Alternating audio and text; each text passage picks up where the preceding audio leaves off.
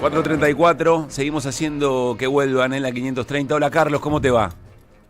¿Qué tal, Pablo? ¿Qué decís? Gracias por atendernos. Quiero confesarle, hace un rato charlamos con Carlos en QR sobre esto, pero a mí me gustaría que volvamos porque de alguna manera vamos madurando un poco la escena, que me parece que es una escena que requiere explicación para las audiencias. Una jornada en la que el gobierno hizo un desastre comunicacional, en que cada nuevo encargado de tratar de llevar seguridad respecto a lo que significaba ir al fondo, metía más la pata. Me encantó lo que ayer señalaste de Spert, que era, no es que hizo mal la cuenta, es que confesó lo que efectivamente estaba ocurriendo. Y tratar de preguntarte, bueno, el gobierno reaccionando y diciendo que lo quieren desestabilizar, que golpe, y preguntante, Carlos, ¿cuál es el verdadero problema desde el punto de vista de los que hoy están apurando al dólar? Después, por supuesto, vamos a hablar de lo que significa ir al fondo y el problema. Pero recién estábamos tratando de pasarlo en limpio y nos animábamos a decir que es que al gobierno no le creen que tenga los fondos suficientes para cuando los que están en pesos quieran irse a dólares. Pero te escuchamos. Bueno, ya lo dijiste vos, esencialmente, es decir, el gobierno, como ya hizo antes Macri con este ministro de Economía, con el mismo ministro de Economía, alienta una manera de hacerse de dólares a través de un mecanismo de ofrecerle una ganancia. Vos fijate que baja el ajuste del tipo de cambio de 2 a 1% mensual, claramente para aumentar la rentabilidad que tienen los que acepten vender los dólares y pasarse a pesos, y va construyendo un globo que mientras funciona en una dirección podría llegar hasta el infinito, digamos, mientras haya voluntarios que vayan entregando dólares y yendo a peso porque ganan, pero el problema es que eso también tiene costo, porque nadie habla de quién paga el costo del carry trade. ¿Y quién paga el costo del carry trade? ¿Y quién lo paga? La economía en algún lugar. ¿Quién lo paga? El sistema. En algún lugar eso se paga. Termina yendo a los costos fiscales, no de manera directa, sino de manera indirecta. Pero te vuelvo a repetir, si a vos yo te digo que el dólar se devalúa al 1% mensual y a vos por estar en peso te pago el 2 y pico, sí. ¿Quién paga la brecha? Las cosas no son mágicas, es lo mismo que ayer volvimos a explicar. Vos podés hacer contabilidad creativa y hacer que cierto tipo de obligaciones del Tesoro no devengan interés, sino que devengan aumento de deuda. Y entonces no pasen por la cuenta de resultados. No sé si se explica, no quiero ser técnico. Sí, vamos bien. Que no pasen por la cuenta de resultados, con lo cual yo digo, tengo superávit fiscal. Pero después alguien se mete, mira con una lupa y dice, che, pero acá hay 14 billones de pesos de aumento de deuda que no pasaron por la cuenta de resultados. Que no están en la hoja de balance, digamos. No están en la hoja de resultados. Sí, están en la hoja de balance, sí, porque creció la deuda. Sí, entiendo. Entonces, creció la deuda, pero no pasó por el resultado fiscal. Entonces yo digo, tengo superávit fiscal. Y yo del otro lado digo, sí, pero si ponías la verdad, tenías 14 billones más que se comían todo el superávit fiscal y tenías déficit. Claro. Vuelvo un cachito atrás. Explícanos dentro de lo que se pueda, dijiste que era de manera indirecta, pero ¿quién pone esa diferencia que hacen los que se fueron a la tasa en pesos y después se va? ¿Ese número de dónde sale? ¿O ese recurso de dónde sale? Y es por eso te lo di con este elemento, es como esta contabilización yo contabilizo directamente más deuda y no pasa por la cuenta de resultados. Lo paga la economía. Por ende se achica, por ende hay más ajuste.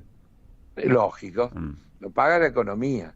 Entonces lo paga los agentes económicos, lo paga la relación que hay entre los distintos precios de las distintas cosas, de los precios de las cosas que están dolarizados, de los precios que no están dolarizados. va ajustando a los distintos sectores de la economía. Cuando vos importás, vuelvo con mi cantinera de ayer, si yo traigo yerba para procesar, importo la materia prima, estoy dejando de consumir la yerba que producen los yerbateros del país. Sí. Y esos que dejan de producir acá, a la vez afectan a sus trabajadores, a la vez esos trabajadores consumen menos. Es una rueda, no es una cosa puntual de A a B, sino de que son todos los factores de la rueda de la economía que se va achicando. Cuando yo digo... Y que se ponen a disposición de esa diferencia de tasas, digamos. Claro, cuando yo te digo el ajuste no tiene límites y no es por la resistencia de los ajustados, estoy tratando de sintetizar en esa frase todo eso, porque si yo ajusto, la economía se achica, y si se achica genera menos ingresos, hay menos impuestos, si hay menos impuestos tengo que seguir ajustando el gasto si quiero tener este equilibrio fiscal, y eso no termina nunca. Carlos, si además le agrego que en el planteo teórico lo que quiero es eliminar impuestos, cuando lo que tendríamos que estar discutiendo es qué cambios tengo que hacer en las políticas impositivas para darle mayor progresividad, para ver cómo con políticas impositivas adecuadas elimino por ahí los sobreprecios que me cobran algunos sectores de la economía en vez de abrir la importación y querer resolverlo con tema de mercado. Carlos, es decir, perdóname, Néstor te saluda, ¿qué tal? Te quería preguntar, por cierto no sabemos ningún detalle del acuerdo que se negoció con el fondo, pero siendo que entiendo todavía no se negoció ningún acuerdo. Bueno, pero digamos, siendo que se supone que es uno de facilidades extendidas y no un stand-by, la pregunta sobre las condicionalidades, pienso en temas que han afectado mucho a la Argentina en estos últimos tiempos, los haberes jubilatorios, por ejemplo, el tipo de cambio, ¿eso está en lo que se está tratando también con el FMI? Mira, no conozco ningún acuerdo con el fondo donde esas cosas no estén, porque hacen a la lógica con la que el fondo plantea los programas. Es decir, si el fondo te dice, usted tiene que ir al equilibrio fiscal y tiene que achicar el gasto público. Y cuando vos te metés en el gasto público de la Argentina, ¿cuál es el principal rubro del gasto público argentino? Claro, el tema previsional. El sistema previsional. Entonces, si no me meto con el sistema previsional, es muy difícil que pueda cumplir con los objetivos. Ahora, si eso significa que 3 millones de personas no se puedan jubilar, mala suerte. ¿Y con la devaluación también? Y con la devaluación también, porque hace a que la ecuación funcione. Cuando vos tenés...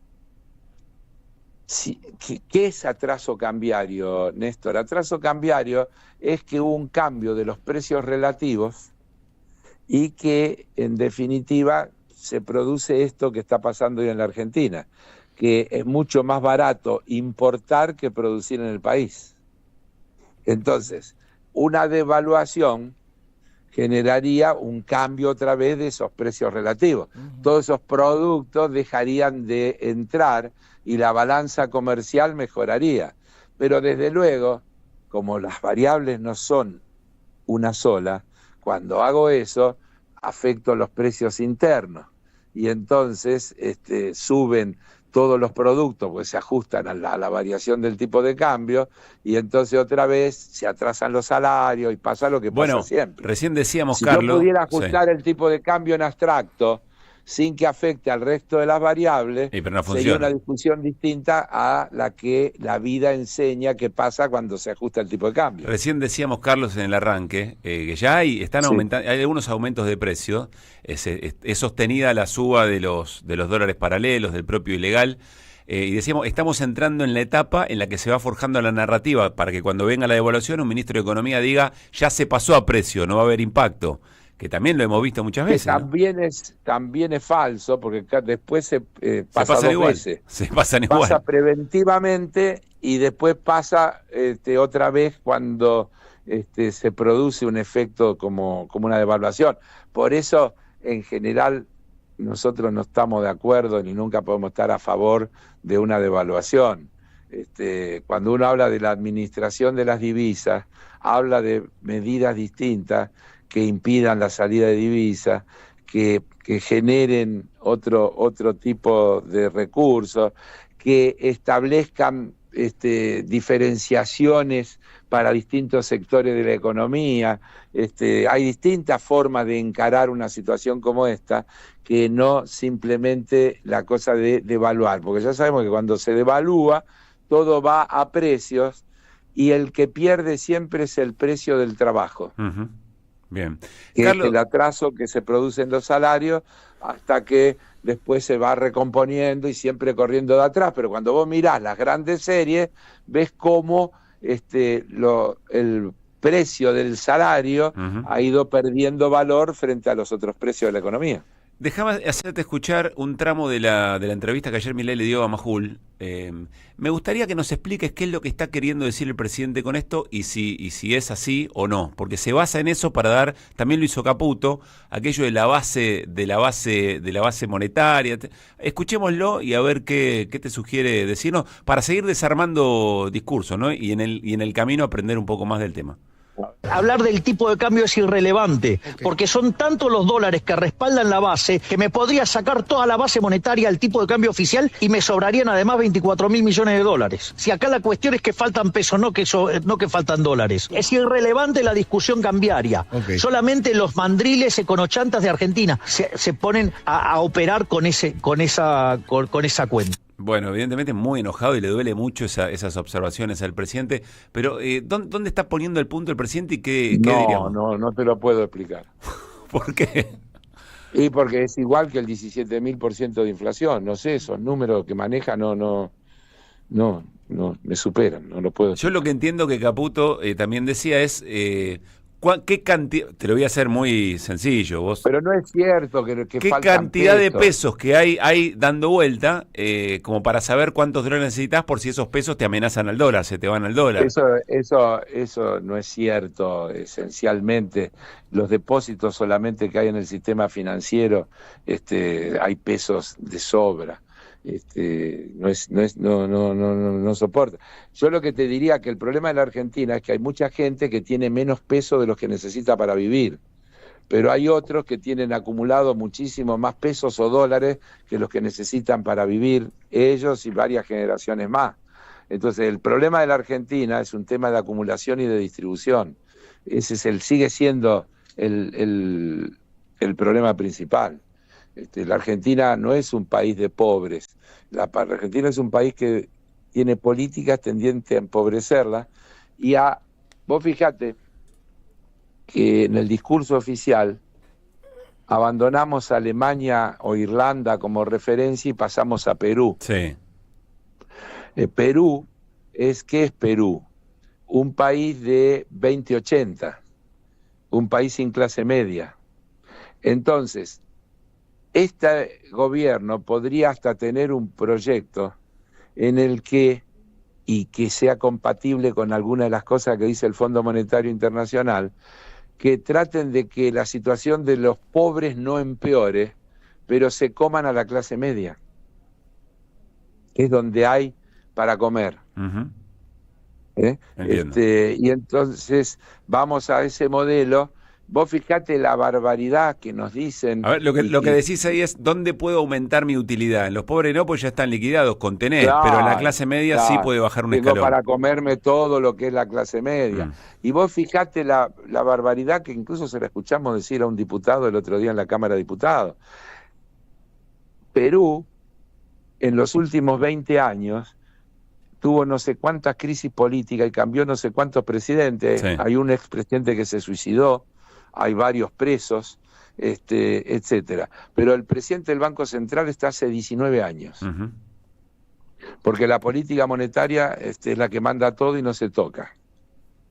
Entonces, efectivamente, Perú tiene estabilidad monetaria y cambiaria y tiene un 80% de gente viviendo bajo la línea de la pobreza.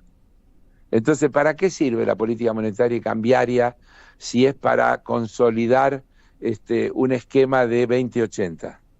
Claro. Si la Argentina tiene algo que la ha distinguido, es justamente que desarrolló una poderosa clase media, que desarrolló todo ese sector de pyme. Entonces, si la Argentina va al modelo de ser un país que produce, exporta minería, exporta combustible, petróleo, gas, litio, etcétera, etcétera, y todo lo demás lo importamos, bueno, ese país puede tener superávit fiscal, ese país puede tener reservas acumuladas que no le generen problemas, etcétera, etcétera, pero la gente va a vivir muy mal. Sí, no, y con un nivel y con una degradación institucional muy fuerte. Es como si la moraleja fuera... Las políticas públicas se miden no si yo logro balancear la macroeconomía, sino si yo logro mejorarle las condiciones de vida a la gente. Entonces, Perú es un ejemplo bueno porque tiene la macroeconomía ordenada, pero no logra con eso que la gente viva mejor. Al contrario. La paz de los cementerios, diría un expresidente. Así es. Entonces, yo insisto, estamos en una... es muy difícil la discusión de puntos parciales. Nosotros creemos en otro modelo basado en premisas absolutamente diferentes, en otro modelo que piensa en el fortalecer el mercado interno. Cuando habla de fortalecer el mercado interno es por mayor poder adquisitivo de la gente, y que eso requiere políticas impositivas, progresivas, que por ahí alivian algunos impuestos, como el impuesto a los trabajadores que se le cobra sobre los salarios, pero que aumenten la progresividad impositiva sobre las grandes ganancias, sobre las grandes fortunas. Es otro modelo, un modelo que proteja la producción nacional, pero que a la vez le imponga a la producción nacional que no se abuse de esa protección, generando precios que la gente no puede pagar. Estamos hablando de otro modelo de economía y de otro modelo de sociedad y de otro modelo de país. Entonces, toda esa cosa que nos dice el presidente y el ministro de Economía, a mí se me hace difícil hasta de entender. Pero vos fijate con esta historia misma del crédito del fondo, todas las cosas que dijeron.